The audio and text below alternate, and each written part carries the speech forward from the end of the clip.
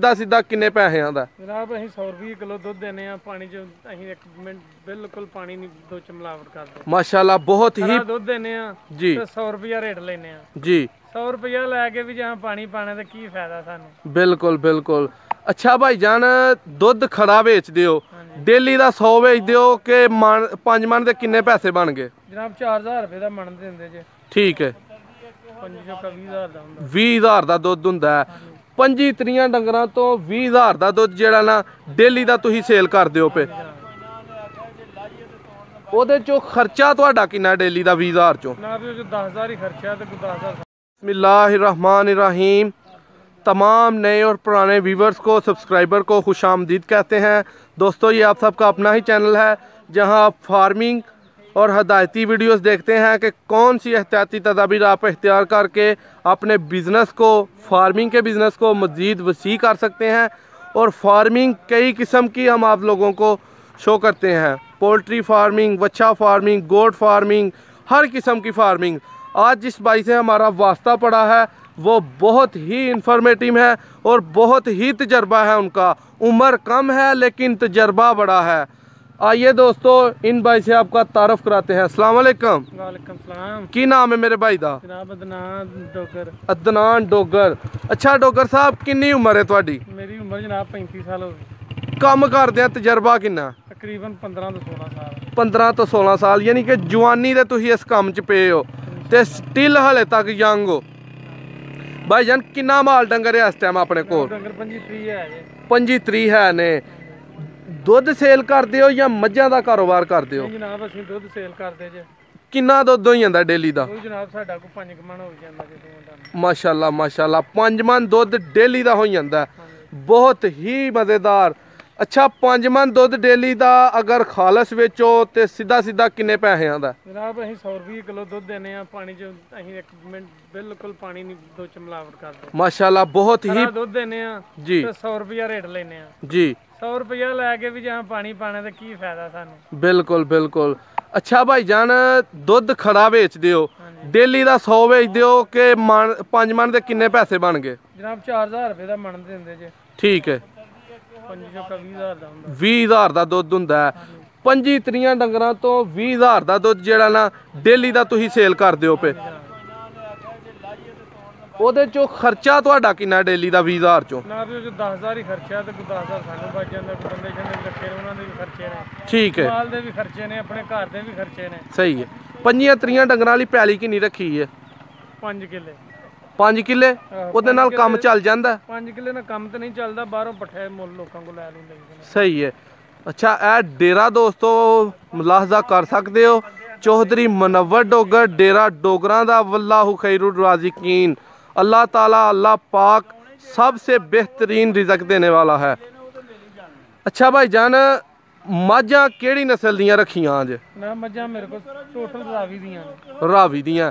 ਸਾਨੂੰ ਮੱਝਾਂ ਜਿਹੜੀਆਂ ਨੇ ਆਪਣੀਆਂ ਵਹਾਓ ਸ਼ੌਕ ਕਰਾਓ ਆਵਾਮ ਨੂੰ। ਇਹ ਮੱਝ ਕਿਹੜੀ ਨਸਲ ਦੀ ਹੈ? ਇਹ ਜਨਾਬ ਰਾਵੀ ਦੀ ਹੈ। ਅੱਛਾ ਇਹਦੇ ਥਣ ਨੂੰ ਅਸੀਂ ਵੇਚ ਸਕਨੇ ਆ? ਕੁਛ ਮਸਲਾ ਹੋਇਆ ਹੈ ਜਨਾਬ? ਇਹ ਥਣ ਤੇ ਜ਼ਖਮ ਹੋਇਆ, ਗਲਵੱਡੀ ਜਿਹਨੂੰ ਕਹਿੰਦੇ ਨੇ। ਗਲਵੱਡੀ। ਗਲਵੱਡੀ ਇਹ ਬਿਮਾਰੀ ਕੋਈ ਨਵੀਂ ਹੈ ਜਾਂ ਪੁਰਾਣੀ ਹੈ? ਇਹ ਪੁਰਾਣੀ ਬਿਮਾਰੀ ਹੈ ਜਨਾਬ। ਇਹ ਕਿਉਂ ਹੁੰਦੀ ਹੈ ਜਨਾਬ? ਬਾਈਬਾਦੀ ਦੀ ਵਜ੍ਹਾ ਤੋਂ ਹੁੰਦੀ ਹੈ। ਦੋਸਤੋ ਇਹ ਬਿਮਾਰੀ ਵੇਖ ਸਕਦੇ ਹੋ, ਇਹ ਗਲਵੱਡੀ ਬਿਮਾਰੀ ਇਹਨੂੰ ਕਿਹਾ ਜਾਂਦਾ। ਇਹਦਾ ਹੱਲ ਕੀ ਹੈ ਭਾਈਜਾਨ? ਇਹ ਜਨਾਬ ਇਹਨੂੰ ਟੀਕੇ ਸ਼ੀਕੇ ਲਵਾਏ ਨੇ, ਇਨਸ਼ਾਅੱਲਾ ਬਿਹਤਰ ਹੋ ਜਾਏਗੀ, ਠੀਕ ਹੋ ਜਾਏਗੀ। ਠੀਕ ਹੈ। ਇਹਦਾ ਥਣ ਤੇ ਨਹੀਂ ਖਰਾਬ ਹੋਏਗਾ? ਨਹੀਂ ਨਹੀਂ ਥਣ ਕੋਈ ਡਿਫੈਕਟ ਨਹੀਂ। ਠੀਕ ਹੈ। ਟੀਕੇ ਸ਼ਿਕੇ ਕਿਹੜੇ ਲਵਾਏ ਨੇ? ਕੋਈ ਦੇਸੀ ਇਹਦਾ ਹੱਲ ਦੱਸੋ। ਦੇਸੀ ਜਨਾਬ ਆਪਣਾ ਇਹਨੂੰ ਦਿੱਤੀ ਹੈ ਕੁਆਰ ਗੰਦਲ। ਸਹੀ ਹੈ। ਉਹਦੇ ਨਾਲ ਇਹਨੂੰ ਫਰਕ ਹੈ। ਅੱਛਾ ਕਲਵੱਡੀ ਦਾ ਹੱਲ ਕੁਆਰ ਗੰਦਲ ਦੇਸੀ ਹੱਲ, ਠੀਕ ਹੈ। ਅੱਛਾ ਭਾਈਜਾਨ ਹੋਰ ਨੀਲੀ ਦੀ ਮੱਝ ਵਹਾਓ। ਇਹ ਤੇ ਮੀਣੀ ਹੈ। ਇਹ ਜਨਾਬ ਆਪਣਾ ਮੇਰੇ ਕੋਲ ਤਕਰੀਬਨ ਟੋਟਲ ਮਈਆਂ ਰਾਵੀ ਦੀਆਂ ਨੇ। ਠੀਕ ਹੈ। ਦਰਿਆ ਦੀਆਂ ਚਨਾਹ ਮੱਝਾਂ ਜਿਨ੍ਹਾਂ ਨੂੰ ਕਿਹਾ ਜਾਂਦਾ ਹੈ। ਖਾਸ ਮਈਆਂ ਨੇ ਤਾਂਦਲੇ ਮੰਡੀ ਦੀਆਂ। ਮਾਸ਼ਾਅੱਲਾ ਮਾਸ਼ਾਅੱਲਾ ਬਹੁਤ ਹੀ ਖੂਬਸੂਰਤ।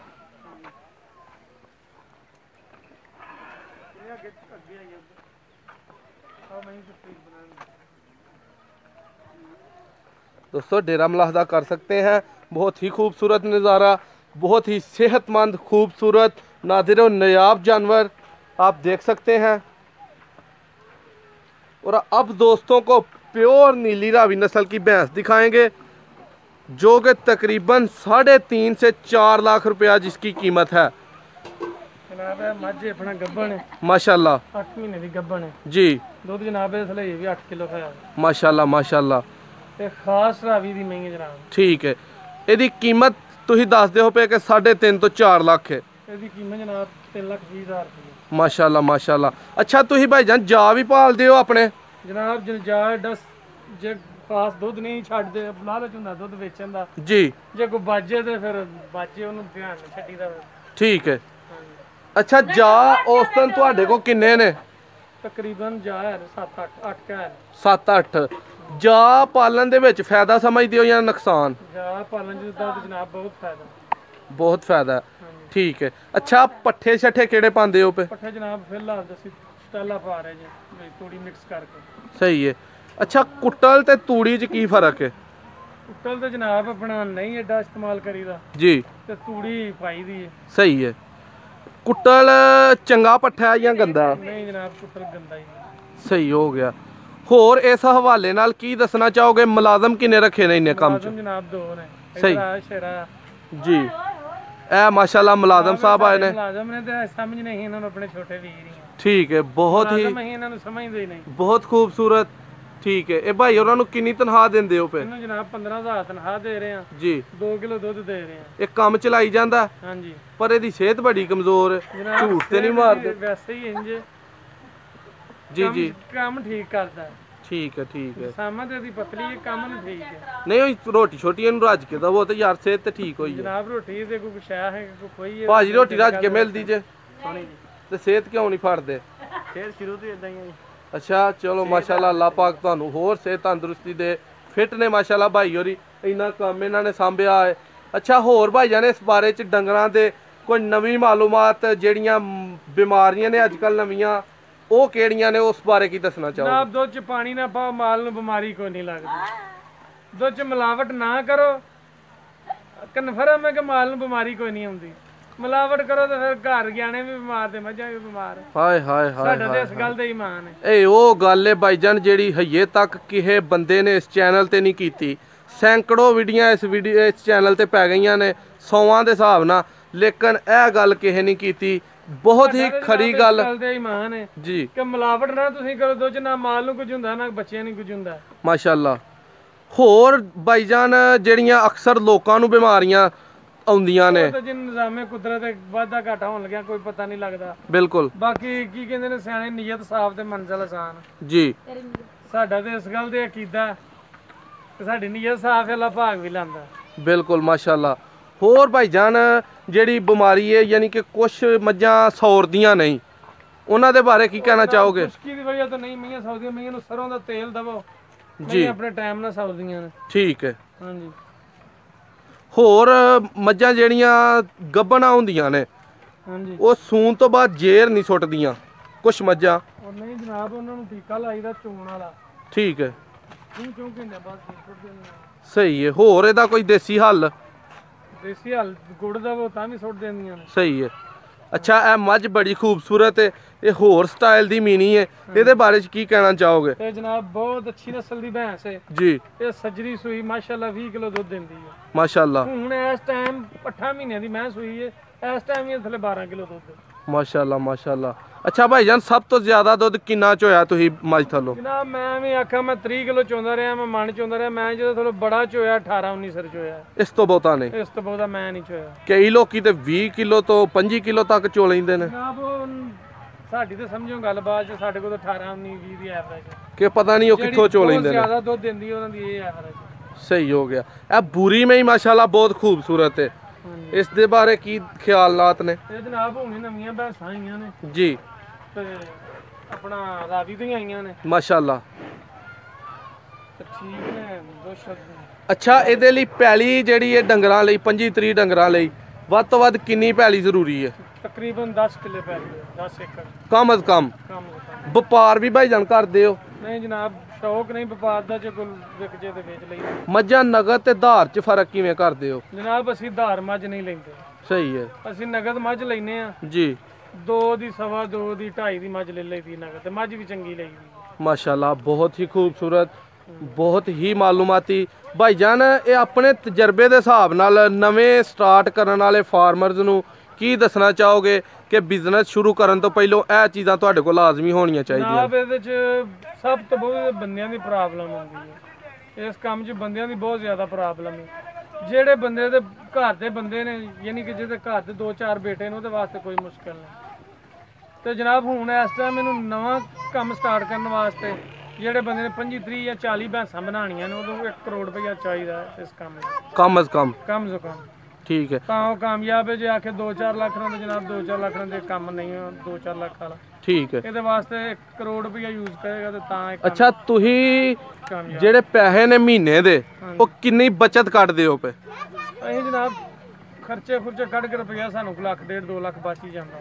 ਠੀਕ ਹੈ ਕੰਮ ਡੇਲੀ ਸਾਰਾ ਦਿਨ ਕਰਨਾ? ਕੰਮ ਜਨਾਬ ਆਪ ਕਰਨਾ ਹੈ। ਇਹ ਨਹੀਂ ਕਿ ਅਸੀਂ ਮੁਲਾਜ਼ਮਾਂ ਨੂੰ ਸਾਰਾ ਕਰਵਾਉਣਾ ਹੈ ਜੀ। ਚੁਆਈ ਦੋਵੇਂ ਟਾਈਮ ਆਪ ਕਰਨੀ। ਮਾਸ਼ਾਅੱਲਾ बहुत खूबसूरत, बहुत मालूमाती इंटरव्यू, बहुत मालूमाती गल्लां जिन्होंने असीं कह सकते हैं कि सियाणियां तो सियाणियां लोगों को भी मिले हैं, लेकिन ये भाई होरां दा तारफ उन्हां नालों वध के ही।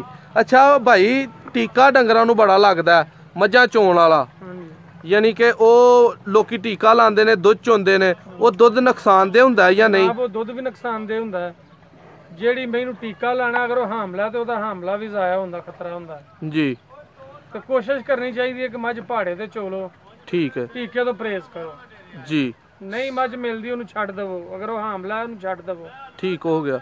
ਅੱਛਾ ਟੀਕੇ ਤੋਂ ਪਰਹੇਜ਼ ਕਰੋ। ਟੀਕੇ ਵਾਲੀ ਜਿਹੜੀ ਮੈਂ ਉਹਦਾ ਨਾ ਦੁੱਧ ਪੀਣ ਨੂੰ ਦਿਲ ਕਰਦਾ ਨਾ ਸ਼ਹਿਰ ਖੜਨ ਨੂੰ ਦਿਲ ਕਰਦਾ। ਸਹੀ ਹੋ ਗਿਆ। ਅੱਛਾ ਖਾਂਗੜੀਆਂ ਮੱਝਾਂ ਜਿਹੜੀਆਂ ਹੋਈ ਜਾਂਦੀਆਂ ਨੇ ਉਹਨਾਂ ਨੂੰ ਫਿਰ ਕੋਲ ਹੀ ਰੱਖਦੇ ਹੋ ਜਾਂ ਸੇਲ ਕਰਦੇ ਹੋ? ਜਨਾਬ ਖਾਂਗੜੀ ਮੱਝ ਅਸੀਂ ਤੇ ਨਹੀਂ ਜੇ ਸੇਲ ਕਰਦੇ, ਕੋਲ ਹੀ ਰੱਖਣੀ ਹੈ। ਜਿਹੜੀ ਮੈਂ ਨਾ ਸੌਰੇ ਉਹਨੂੰ ਅਸੀਂ ਸੇਲ ਕਰ ਦਿੰਦੇ ਹਾਂ। ਜਿਹੜੀ ਮੈਂ 1-2 ਵਾਰੀ ਵੇਹਨੇ ਆ ਸੌਰ ਜੇ ਉਹ ਅਸੀਂ ਨਹੀਂ ਸੇਲ ਕਰਦੇ। ਅੱਛਾ ਐਵਰੇਜ ਮੱਝ ਕਿੰਨੇ ਦੀ ਲੱਭਦੀ ਹੈ ਪਈ? ਐਵਰੇਜ ਜਨਾਬ ਇਸ ਟਾਈਮ 2.5 ਤੋਂ 3 ਐਵਰੇਜ ਹੈ।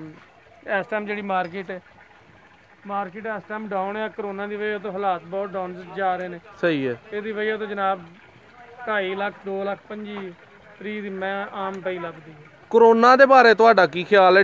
ਦੁੱਧ ਤੇ ਕਿੰਨਾ ਇਫੈਕਟ ਕਰਦਾ ਪਿਆ ਕਰੋਨਾ? ਜਨਾਬ ਕਰੋਨਾ ਦੀ ਵਜ੍ਹਾ ਤੋਂ ਸਾਡੇ ਦੁੱਧ ਤੇ ਬਹੁਤ ਜ਼ਿਆਦਾ ਰਹਿੰਦਾ ਹੋਇਆ ਹੈ।